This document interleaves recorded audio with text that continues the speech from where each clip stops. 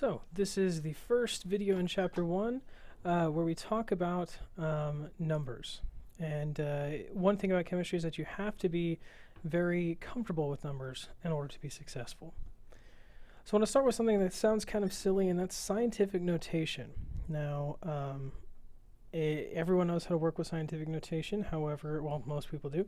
However, every semester I do get a couple people that have problems with scientific notation. So what I want to do is just kind of highlight some of the main points in scientific notation. Now, if you look over here to this number right here, 1.5 times 10 to the 2, that's going to be a very large number. What you can always look at is that large numbers are going to have positive exponents. Okay, small numbers like 7.35 times 10 to the negative 4 are going to have negative exponents. So this is a small number. Pardon my handwriting, I'm still getting used to this thing. And this is a large number. Okay. To expand the scientific notation, all we're going to do is move the decimal place a number of zeros equal to the exponent. If the exponent is positive, we're going to move the decimal place to the right. If the number is negative, we're going to move the decimal place to the left. That's exactly opposite as if we're making a number in scientific notation. Looking here at 52,000, we move the decimal place 1, 2, 3, 4 times. We move the decimal place directly in front of that first number. Same thing here. Move the decimal place directly in front of that first number. For small numbers, we're going to make that number in decimal places a negative exponent. For large numbers, a positive exponent. Not too bad. Now, one of the important things about numbers in science is that they always have a unit attached to them. Okay, as you can see, we have a measurement here, 2.76 centimeters. Now, any measurement device you use, whether it be a ruler or an analytical balance that has a digital output, every measurement is dependent on the machine doing the measuring or the instrument used. Every measurement has an estimated digit. It's that last digit. It's always estimated. Okay. So that's something weird in the lab, I think, that a lot of students have problems with. Estimating digits. You just have to realize that everything does it, even the balance with a digital readout. So as you can see, the first two digits here, 2 and 7, over here, okay, 2 and 7, are known. We know that it's at least 2.7 centimeters. It's a little bit larger, so it's 2.76. That's what we estimate. Now from this, we can get something called significant figures. Okay. There are rules for counting significant figures. Here's the rules from your book. My rules are very similar, but basically, it's all non-zero numbers are significant. If it's not a zero, it's significant. Zeros at the beginning of a number, there's 3 rules for zeros. Zeros at the beginning of a number never count. Okay, they're never significant. They're just placeholders telling us where the number starts. Zeros in the middle between two non-zero numbers, like in 205 right here, or 5.082, those are always significant because they're numbers that just happen to land on 0. Now, trailing zeros, that's a little bit different story. Trailing zeros are significant if there is a decimal place in the number. Okay, so if there's a decimal place in the number, they are significant. Or if we have it in scientific notation, which we'll see here in just a moment. But you can see, like right here, 50 liters or 2.5 or 25.0, those are trailing zeros with a decimal place. What that tells me is that my measurement just happened to land on 0. It's still there. It's like $100. That zero, that's 100.00. So those zeros just happen to be 0, but it's still a significant value. So let's take a look at some practice here. Okay, here I've got a few numbers, and we're going to look at the number of significant digits in each one of these.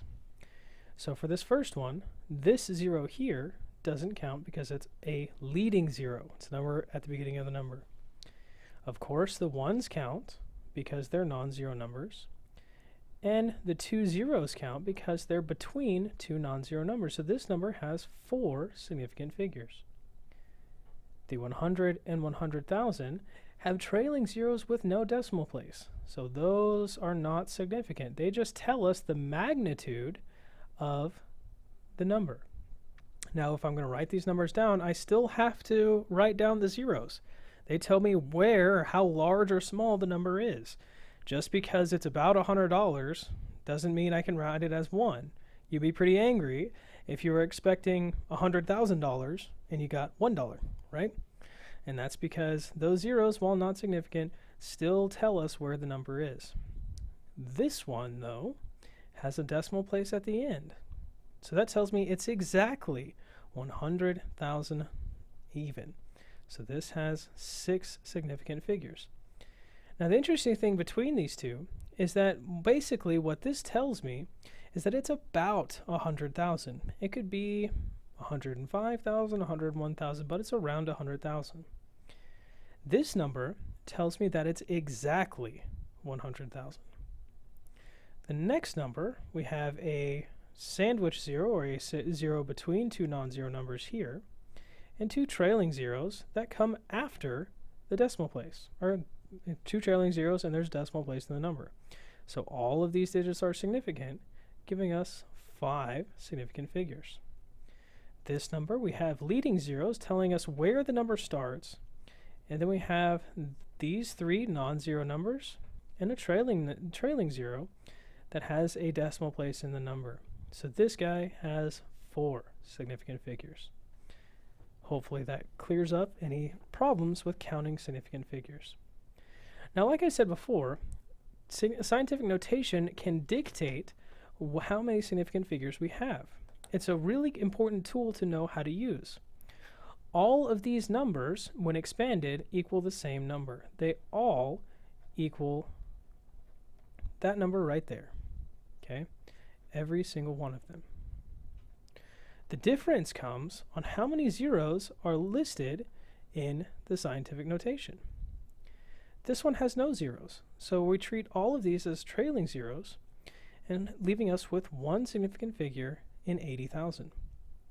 However, as we add the number of zeros in our scientific notation, we make zeros in our expanded number significant.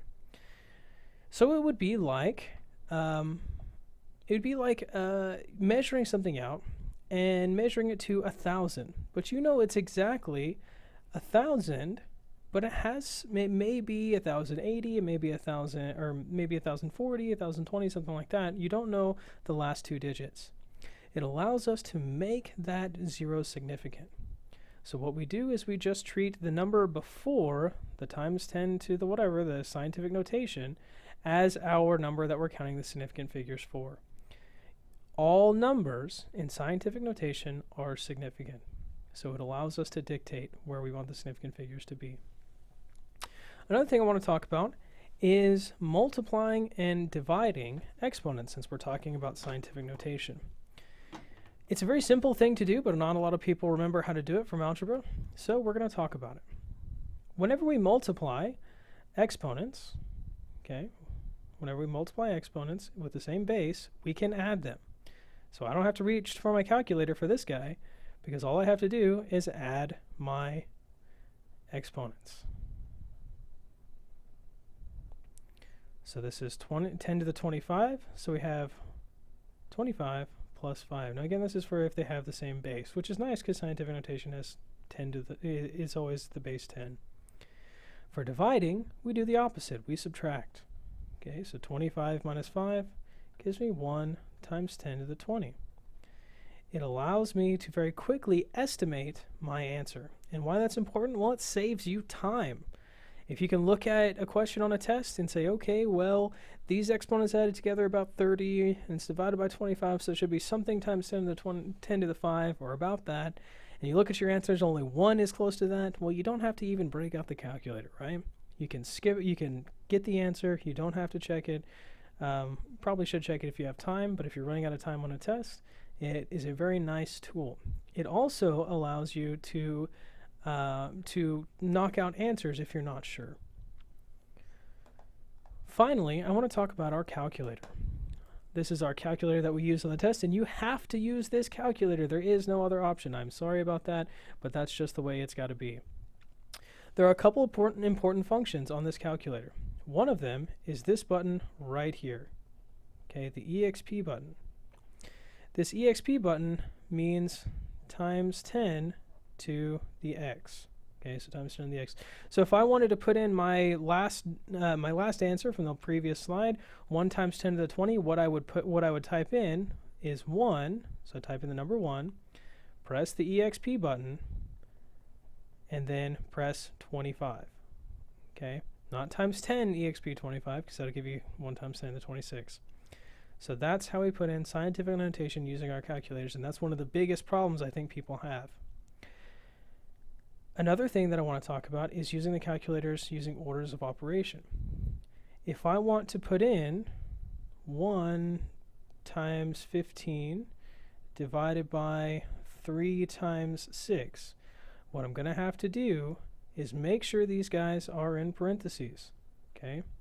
Otherwise, it'll give me 1 times 15 divided by 3 times 6, which will give me 30. If I want to do this normally, or if I want to do this in this order, I'm going to have to put these in parentheses, and it'll give me 15 divided by 18. Okay, so much different answer. If you just put in 1 times 10 times 15 divided by 3 times 6, what you're going to get in your calculator is 30, which is of course not the correct answer. Another thing you could do is 1 times 15 divided by 3 and then divided by 6. That would be fine too. It'll give you the same answer. Just make sure that your answer makes sense to you. I know that if I have these numbers here, it should be slightly less than 1, right? Dividing by 18 should give us a number slightly less than 1. So make sure your answers make sense to you. Anyway, we're going to pick up next in the next video talking about adding and subtracting, multiplying and dividing with significant figures.